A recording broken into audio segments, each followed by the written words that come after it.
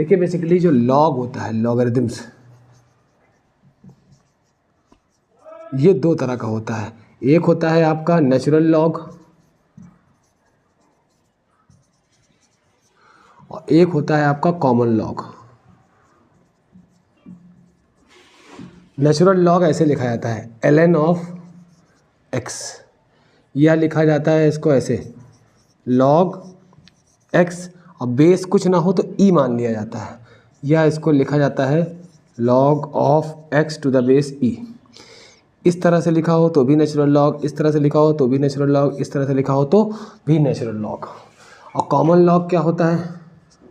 Common log आपका होता है log x to the base 2 हो सकता है, log x to the base y हो सकता है, log z to the base 5 हो सकता है, log 10 टू द बेस 2 हो सकता है, log 2 टू द बेस 10 हो सकता है। तो मतलब ऐसा लॉगरिथम, देखो लॉग में बेसिकली दो चीज़ें होती हैं, log x to the base y ऐसे पढ़ा जाता है इसको। जो यहाँ पे लिखा है उसको पढ़ते हैं log x, log के साथ log x, और जो यहाँ पे लिखा है बेस में उसको बोलते हैं बेस। तो log x to the base y, ये क्या है? सब log x to the base e की कैटेगरी में आते हैं।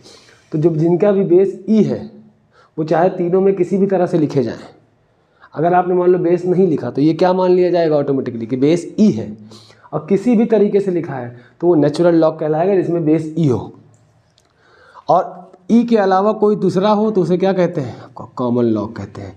तो जैसे हम लोग प्रॉपर्टी की बात करें तो सबसे